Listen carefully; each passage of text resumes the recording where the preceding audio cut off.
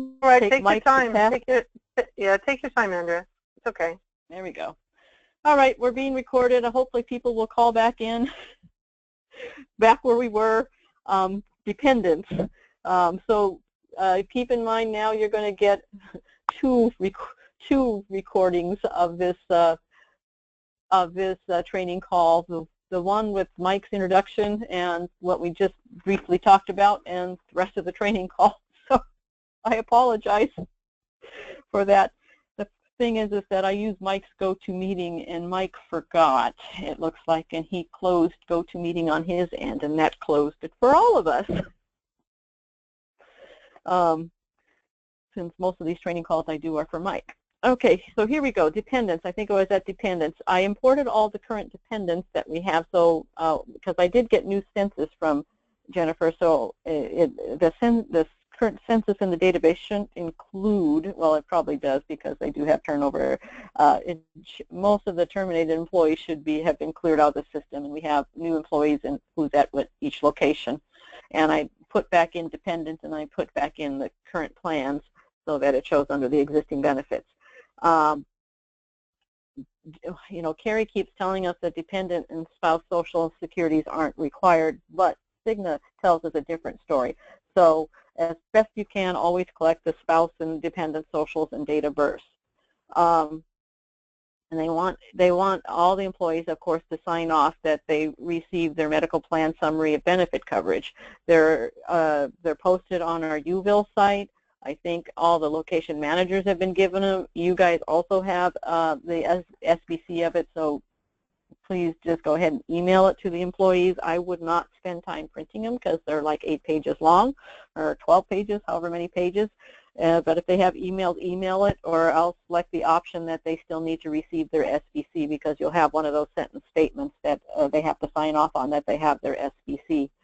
And then now, what Mike already talked about this, that the employer's absorbing a lot of the cost for the health insurance, so be a goodwill ambassador. They lowered the employee cost and the employee children cost of their low-cost HSA medical plan to make it even more affordable. So they want all the employees to see this and understand this. Now they also want to encourage, like Mike talked about, for the employees to get the HSA, who get this HSA medical plan, that they also go to Cigna and set up an HSA account. And I'm going to send this to everybody so you have it, the HSA example of eligible expenses, because there are quite a few expenses that you can use this savings account for, and it is, like Mike said, a savings account. FSA is use it or lose it, or if they have the $500 rollover, they can carry over only a small portion. The HSA, however much is in there, and it's a little bit more that you can put into it. I'll put in the guide the max. I think it's $34.50 in an individual and $67.50 for a family for an HSA. But it is more. You can put more in annually than you can in an FSA, and it doesn't disappear on you at the end of the year if you haven't used it. So it is a good option for employees that have, get that high deductible. And, the high deductible plans are good for, especially now that you have to pay tax penalties if you don't have insurance. I mean, if you're, not that anybody plans to go into the hospital, but if they're a fairly healthy person, and an HSA is a good option for them. And if they start the HSA account, they'll at least have money to pay for the high deductible if they need to. All right, so like last year, when you arrive at your location, check in with your facility manager, get their buy-in, let them know you're here to help them. Ask them, maybe at their location they've been having an issue with something. Ask them if there is some message that they specifically want conveyed to every employee while you sit with them, and makes them feel good that we're helping them as well. We did have good participation in that. HR made sure every facility manager was on the training call on August 31st. So every facility manager did hear the training call, and like was talked about, please leave that call center flyer behind when you leave a location. Now, there were some complaints that we're not spending enough time explaining the benefits, and so be sure to ask each employee, because hopefully they're all familiar with the plan since they've had these plans now for 2 years, and this will be the 3rd year on the plans. Hopefully they're all familiar with the plans, but ask them if they need them explained, and then pull out the plan summaries and go over the differences between the high medical plan, the middle medical plan, and then what they call the low or the HSA medical plan, and then they also have a low, high, and middle dental plan. So just pull out, maybe have your little Bible or whatever, print out the plan summary so that you have them, so it's easy for you to flip to them, or have the PDFs readily available as well if you just want to pull it up on your computer as well. So be sure that we spend the time on that. And then they did want to emphasize that, like Mike talked about, that they're perfectly welcome, to go to the exchange and see if they can get better costs, but they do have to realize that they are not eligible for any kind of subsidy. And if they, claim, with the exchange that they weren't offered plans, the IRS is going to check, and it's eventually going to be found out. So, let the employees know that if you get a subsidy when you weren't, qualified to receive a subsidy, when the IRS finds out, they will bill that employee for the full cost of the plan back to the inception date. So they'll have to fork out of pocket the difference between the full cost of the plan and the subsidy they received, back to the, the beginning of the plan. So be sure that they realize that, the IRS is serious about these penalties and serious about, making sure everybody, pays up. So let them know. And right now, here's the current tax penalties. It's $695 for each adult, $347.50 for each child, up to a max of $2,085 for each family. Of course, there might be some families that opt to pay $2,000 out of the year for their family because it's cheaper than paying insurance. But if you're going to pay $2,000, you might as well get some insurance for your $2,000 as well. They can also check to see if, I put Medi-Cal on here, so let me take that off. You're not in California here. They can check to see if they're eligible for Medicaid, and I think the employee has to make under $16,000 and the family needs to make under $33,000 to be eligible for Medicaid, but they're welcome to check that. We're enrolling through the 25th or the 23rd. I have to get data over to Cigna as soon as possible, so we have to basically be done as soon as we get there. We ended up starting late. Last year we started in August. This year they didn't get us stuff to start until after Labor Day, but they still, of course, want their data back at the same time as they had it last year. So there's not going to be a whole lot of time after the end of the enrollment to do for cleanup. So we'll have to do as best as we can. And now here's going to be the tricky part for this enrollment. Last year during open enrollment, they waived the waiving period. And so all new hires didn't have to wait the 60 days. They could all enroll during the open enrollment period. This year, they're not doing that. There's still the 60-day wait to enroll in benefits, so you may need to do the CED and PED override if the new hire is less than 60 days out. So there's going to probably be some November 1st CEDs and some December 1st CEDs that have to be taken care of. I'm working with Jenny, the new HR lady, to let her know that in the heat of the enrollment, when we're having a gazillion employees that we're supposed to see in the amount of time that we're there, that we may forget about this once in a while. And so if she can look the data over and let us know, oh, this one's supposed to be a 11 one, this one's supposed to be a 12 one, then on the back end I might have to do a little bit of correcting. But try your best. The CED and the PED overrides are available, and if you need some explanation on how to use that, give me a call later and we'll go over that. Or Dana, maybe you could really quick, because you're familiar with it, really quick explain how they can do the CED override? Are you off mute, Dana? Yeah. Let me know. Yeah, Dana. I'm here. There you go. Okay. Okay. So on the profile screen, once you've signed in with the employee, at the bottom left, there'll be a CED override where you can put in the appropriate effective date of coverage for any employee that's not under the current date. Is it 10/1, Andrew? Yeah, it's 10/1 right now. Yeah. So Everything anyone is that 10/1. has to use a date, anyone that has to use a date that's other than 10/1, you can put that date there on the left side. Then the core benefits will show up as whatever date you put in there, and it'll show on the election form. The other thing you have to make sure that you do is when you're submitting your business for someone that has a different coverage effective date, you have to use the EPD override on the sales summary. So that's on the first screen when you start to submit business. It just has an EPD override. And when you come to that, you can always give a call and we can just walk through it the first time. And then, Andrea, are you going to be giving the PED numbers for the other options? So if I it's would a just 9/1 or a... Yeah, you have the CED and the PED in here for I can't remember where I wrote it, but it's in here. I think it's 9. I just got to find for chosen, and it's 10/8, 10/1 and 10/8. So it's always going to be the 8th of the month. So 11/1, 11/8, 12/1, 12/8.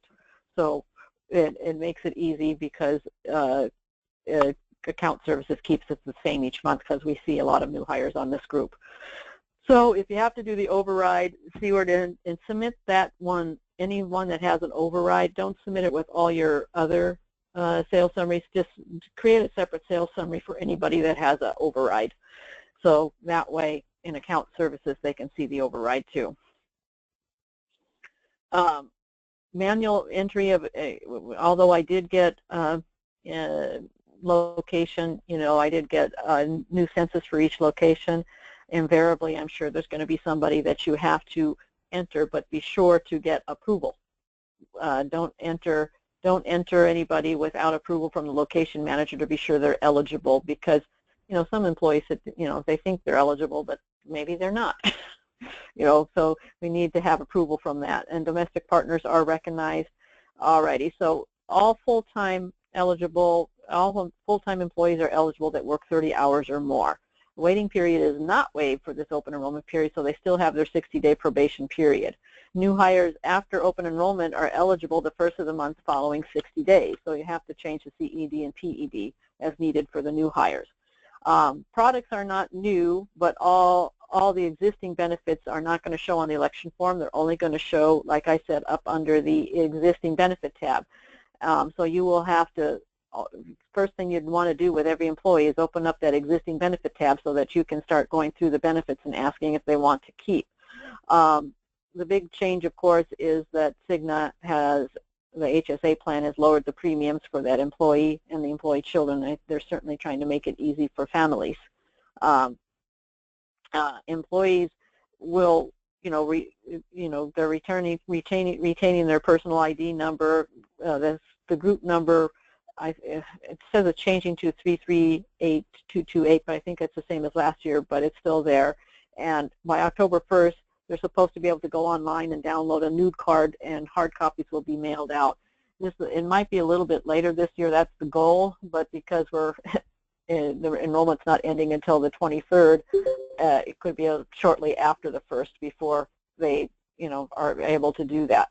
But the other Cigna benefits are also the basic life, the voluntary life, the short-term disability, and long-term disability are also will show under the existing benefits along with their benefit amount, so you know exactly what they had, and then select the same for them if they want to keep the same. So it shows on the election form, and it shows the deduction amount. Otherwise, HR won't start deductions. Now, they made it easy this year, or easier. Last year, we had to look at the salary of all the largest class of employees, the BCC2, and they had differing employer contributions for differing salary amounts. I think they got tired of managing that or something. But either way, we just have the BCC3 class, which is administrators and the director of nursing, or what they call the DONs, and corp employees. They have their own medical rate schedule. Then BCC1 and BCC2, they used to have they're all now BCC2. And then Texas, because they have different rates in Texas, whether they're directors of nursing or not, all Texas employees have Texas rates. So there are 3 classes that are 4 if you count part-time classes that you have to add when you're adding an employee. So location is important and the class is important. So we have the employee at the correct location since they have so many locations, and we have them with the correct rates for medical, dental, vision that pull up. So be sure to, if they're an administrator or a director of nursing or at the corp location, they are a BCC3. All other employees that are full-time are BCC2, unless they're in Texas, then Texas is the class. And then anybody that's part-time or not eligible is basically, I should just make, they're just labeled BCC1 because they're not eligible anymore. So I think I'm just going to get rid of this because BCC1 is now what we reference for part-time people that aren't eligible. So anybody that's part-time, what they call a PRN or a PD, those are all considered part-time. So they are not eligible for any benefits. They're only full-time employees are eligible for benefits, and the majority of the staff are BCC2. Okay, there are the 3 medical insurance plans, and further down in the guide, there's a little bit more explanation. Here it's just listing of the plans. They have the high option, which is basically a 90/70 plan. They have the medium option, which is 80/60, and then they have what they call the low option, which is the HSA plan. And then they have the dental insurance. Same thing. They got a high plan, a low plan, and a middle plan, but Texas has their own high plan, middle plan, low plan, but it's just the Texas version. They have the 2 vision plans. The vision program, that's every 12 months they can get everything including frames, and the one that's 24 months a little bit cheaper, and that's when, because frames you get every 2 years instead of every year. So depending on how often they want to change things, especially the frames, is what vision program they should sign up with. They have the $20,000 of group term life in AD&D at no cost for all eligible employees, and it's a good time to update beneficiaries when you're adding them back in again. They have the voluntary life in AD&D, 10,000 to 500,000 in 10,000 increments. And guaranteed max is 100,000 for new hires only. Spouse life is 5,000 to 100,000 in 5,000 increments. Guaranteed issue max is 25,000 for new hires only. Dependent life is 5,000 for all dependent children. They have 2 short-term disability plans. They have one that has a 7/7 elimination period and one that has a 30/30 elimination period. It goes to a max of 60% of their salary, well, up to $1,000 a week. The existing benefits will show which one they have, 7/7 or 30/30. Long-term disability is 60% of covered salary up to up to a $6,000 max, but they have a 90-day elimination period. There is a Cigna number that keep on hand for employees that want to have any questions on Cigna, because all their benefits are through Cigna. It's a good idea for them to keep the Cigna number. Once again, they wanted us to be sure to have the Medicaid link, so you have the Iowa one here, you have the Missouri one here, and you have Indiana and Texas. So all 4 Medicaid links are here for anybody who wants them.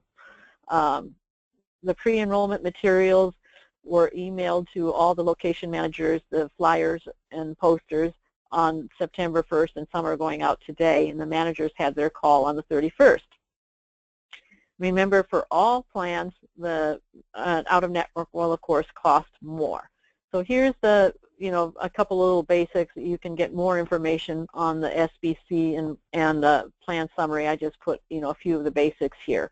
The 90/70 plan, excuse me, the 90/70 plan has a $1,000 individual and $2,000 family in-network deductible.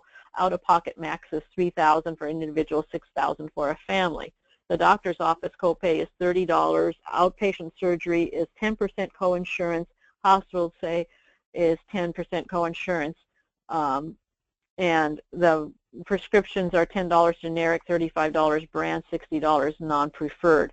So you can see the 90, is what the group is paying for in-network. 70 would be for out-of-network. So if they were out-of-network, this cost would go up to 30% in coinsurance. But keep in mind that out-of-network costs are not based on the contracted rate, because the contracted rate is only for in-network. So out-of-network costs will be more expensive, plus they have to pay 30% of it versus 10%. So it always behooves the employees to find a doctor in network. The middle plan is 80/60, and so that's a $2,000 individual deductible and $6,000 family network deductible. Out-of-pocket max is $6,000 individual, $12,700 for a family. Doctor's office visit is $40, and outpatient surgery and hospital stay is since it's an 80% plan in network, 60% out of network, the coinsurance is 20%. The prescription copays are $10 for generic, the same, $35 for brand, and $60 for non-preferred. The HSA plan, which is the one that they really want you to talk about, because this is the one that they lowered the cost for the employee coverage and employee children covered. Well, Cigna didn't lower the cost. Chosen Healthcare is paying more for the cost so that they could offer it lower to their employees. But of course, since it is an HSA plan, it's $6,350 individual and annual deductible, as well as a $12,700 family network deductible, and then out-of-pocket max is the same. And so the doctor's office, so that means they basically have to pay for everything out front till they meet their deductible, their out-of-pocket max, and then everything will be covered after that. So that's why an HSA account comes in handy, because since they're paying for everything 100%, well, if they pay for it and they use these dollars, they've saved payroll tax money on it and stuff. And so here's the information for them to go to Cigna to set up their HSA account. And if this is too hard, they can call that Cigna number, or they can go to HR. Any one of them would help them out with it. And they asked me to put another sentence statement on there where they're trying to, you can see what they're trying to do. They're trying to get more of their employees on the HSA plans, and more employees are meeting the guidelines for the Affordable Care Act, and that the and the way to compensate for it is to open up an HSA account. So there will be a new sentence statement that they have to sign off on, indicating whether they would like to set up an HSA account or not set up an HSA account. So they'll have to sign off on that. All right, so dental plans. The dental plans are 100% voluntary. There is no employer contribution to them. And so they have the high plan, the middle plan, the low plan. The high plan has the calendar year deductible of $50 for an individual, $150 for a family. Class 1, the preventative and diagnostic is 100%. Class 2 is 80%, which is the basic stuff. Class 3, restorative, more major stuff is 50%, and ortho is 50%. And it has progressive plan year. I think if they've had this now for two years, they would be starting their third year, and so their limit is increased of what annual amount that they can spend is $1,800 now. The low plan is the $50 in the individual calendar year deductible, 150 family.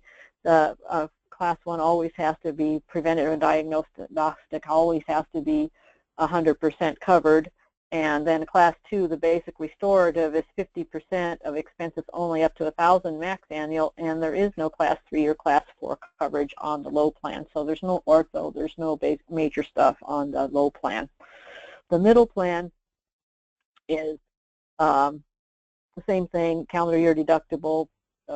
Oops, I X that off. It's the same. It's $50 for an individual and $50 for a family. So let me add that back on there. And $150 for the family. Oops. And Class 1, of course, preventative and diagnostic is covered at 80% on the middle plan. Basic restorative is 80%, and restored, I need to check on that because I think Class 1 might have to be 100%. I think that's part of the rules now, but I'll double check that and update the guide if I need to. The restorative is 50% and the ortho is 50%, and they also have a progressive year, but it's not as high as you can see as the high plan. So you have more covered the more years they keep on the plan. Vision is voluntary as well. So the 12-month plan is 12 months for everything, 12 months for lenses, 12 months for contacts, 12 months for frames, 12 months for exams. The exam copay is $10, the materials copay is $25, and the frame allowance is $130. And contacts, of course, are in lieu of lenses. They can't get both. The Vision 2 plan is the 24 is the frequency is 12 months for exams, 12 months for lenses, 12 months for contacts, but 24 months for the frames. Same copays apply. $10 copay for exam, 25 for materials, and 130 for the allowance for the frames. The basic life is the same. Full-time, $20,000 for full-time employees working 30 hours a week or more. And the voluntary life, I think we already talked about a little bit, but it's here. I think I had on here, let's see. Here's what I wanted to say. Everybody who's previously been offered coverage along with employees requesting to increase coverage, they all have to fill out an EOI. And only new hires get the guaranteed issue. Everybody else, if they want to increase what they have, if they want to add it now, but they didn't add it 2 years ago, they have to fill out an evidence of insurance form. So only the new hires can take advantage of GI without filling out the EOI form. So anybody changing their beneficiary needs to fill out the beneficiary change form. So those would be the only paper forms that have to be filled out, the EOI form and the beneficiary change form. And each location should have some, but I think I included them in the materials that I sent everybody. Short-term disability, they have to be full-time and they have to have 90 days of active service before they can enroll in the disability. And so the Tier 1 is a disability with a 7/7 elimination period, up to $1,000 a week, up to 60% of salary, and they get it for 12 weeks if they need it. The Tier 2, the 30-day elimination period, they get up to $1,000 a week, 60% of salary, but since they did the 30/30 elimination period, they're only going to get a 9-week benefit period. And then long-term disability is 60% of covered salary, up to $6,000 max. Elimination period is 90 days. But it's through Cigna, so benefits will be reduced by other income. So it's always good to supplement, since this is all 60% of salary, it's always good to supplement with Colonial, and get an additional 35%. So nobody can really live on 60% of their salary. They're going to need to get closer to 100% of their salary to live if they're out on disability. Alrighty, so key messages, we got to clearly explain about guaranteed issue waiting periods and pre-existing conditions, because, I know we tell them, but just make sure that they're listening, or it's listening as best you can, so they don't go, nobody ever told me about that. If you need to, change how you explain it, because sometimes we think it's perfectly clear, but employees may not. So some of these employees, or many of these employees, make minimum wage, so be mindful of their money. Like Mike said, we don't want to be pushy sales, so just be mindful. Our benefits are very useful, so we can show how they can help them, but we don't want to be pushy. One of the messages that, of course, is they're not eligible for any subsidies on the exchange since they're offered an ACA affordable medical plan, and that they got their summary of benefit coverage, that they have this wonderful plan, that they have this high deductible plan that's now available, and they made it less expensive for the employee to get it, and of course they also made it easy for them to set up an HSA account. And I don't think it cost them anything to set up the account, so it would be good for them to get. Here we go. This explains the BCC2 class and all the different people that are part of this class. LPNs, the assistant directors of nursing, activities aides, office assistants, receptionists, cooks, dietary persons, RNs, LPNs, office managers, activity, so all, most of their job titles are BCC2. The BCC3 class, you can see, is only 2 people, the administrators and DONs, the director of nursing. And most locations have one of each. Some of them have a couple, some of the bigger locations, maybe they have a couple of administrators, a couple of directors of nursing. Some of the lower, smaller locations might not have one because they might share with one of the other locations. So you will probably come across a BC3 at most locations. And then, of course, Texas. All employees in Texas, it doesn't matter what job title they have. All of them in Texas have the Texas rates. All right. Remember that cancer, I think this is the year that I turned off, but if Cancer 1000 and Group Critical Care are both set up still, they can only get one product. And because the Group Critical Care was the product that we put in, that's the one that they want us to go to. Do not sell any Cancer 1000 if it's open. It's only there to allow those who had it in the past to make changes. We may end up taking it off anyways, but if you do see it, it's only there for anybody who currently has Cancer 1000 to make changes. And remember, there's only one optional health screening rider per covered insured, so don't sell too many of that. We're still offering the Accident 1.0. The basic and preferred levels with health screening rider, and the sickness hospital confinement rider is also available on and off the job plan 1. No employee disability riders are available, just spouse disability riders are available. And then, of course, you can get it for spouses, you can get it for dependents. Cancer 1000 is the level 2, level 3. But remember, do not offer Cancer 1000 as the first option. It's the new Group Critical Care product. This is only for those who need it, for those that currently have it. And we put it in for Indiana quote by plan code if it was needed for level 2 and level 3. So the quote by plan codes are there if needed. We're still offering whole life, the long-term care rider especially.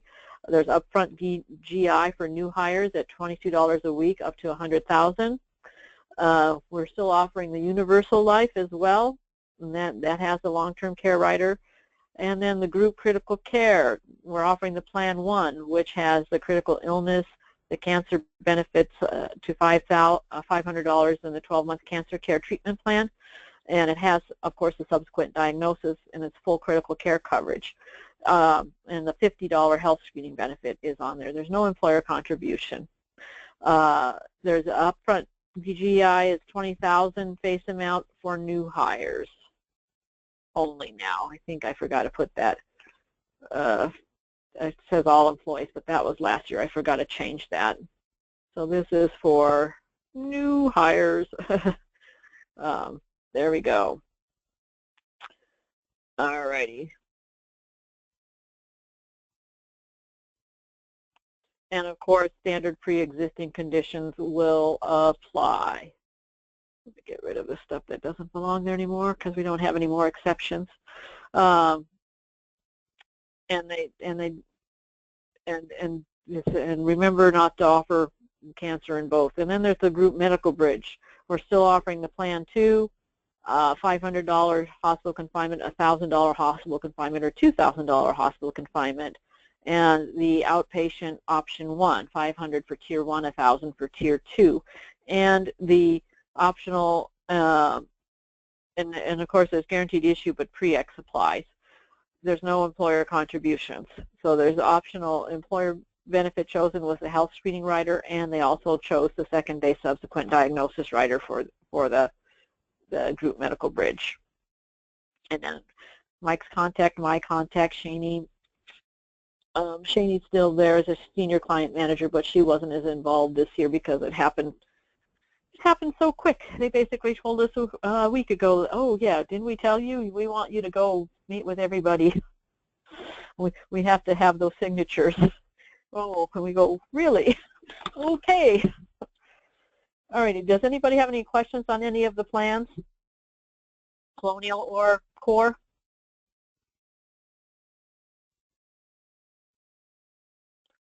Anybody? And then, of course, you all know the crash lab. Andrea, Steve Calvert. Hey, Steve. I sent you an email this morning about the whole life. Has that been clicked over so that, well, you already had a different option, sorry. What about the juvenile whole life plan? Is that enacted? Yeah, all the options are active in whole life and in universal life, so all options. Okay, thank you. Yeah, I forgot that they did add the new Harmony update did add that. So yeah, they've been clicked, so they are there. Anybody else? I do appreciate your help on this. I do need to get from everybody the days that, because HR wants the schedule so that they can pop in as needed, checking on things, being sure that everything's going smoothly. So I do need to get a final schedule over to HR of dates we're going to be at each location. So as soon as you can, please send me the dates that you've scheduled for your location so I can add it to our location list, the dates that we're going to be there. If anybody has anybody in Indiana that they can give me a referral to, we still have some outstanding Indiana locations that I don't have anybody working with yet. So we're still scrambling to get a few Indiana locations covered. Other than that, I appreciate you taking time on this call, and the final password is barbecue. So we have Labor Day barbecue. But I appreciate your time, and let me know if you have any questions. You know, like Mike said, reach out to us. This is a very important broker to him, so he wants, if anything untoward happens, if somebody said something, did you get any kind of inkling, just let us know, because we like to be proactive rather than reactive. So we like to present some possible solutions for any scenarios without having them to come and tell us, oh, this happened. So let us know. We appreciate your help on it. All the managers have been very helpful, and they were all on the call, so we're anticipating that everything goes well. Dana, we asked all the managers again to throw out any old flyers and numbers they have, so hopefully we can get everybody on board with the correct call center number, and I will send to everybody, or if I haven't already, I'll send to you the leave behind the call center flyer so that you can print it and leave it at each location when you leave it, so that anybody who wasn't there, because there's never a day that we can be there and 100% of the full-time employees are available. So best we can do is leave our call center number for those that weren't there, and there may be a couple of locations that will be full call center if I can't find a benefit counselor. All right, thank you everybody. I appreciate your time.